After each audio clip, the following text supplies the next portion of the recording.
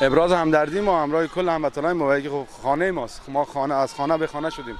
کسی که در یک زندان زندگی میکنن لباسشان در اختیار خودشان نیست، تحصیلشان در اختیار خودشان نیست. شان اختیار از این را باید داشته باشن، انتخاب کنن که چه لباسی بپوشن، چه وقت از خانه بیرون براین.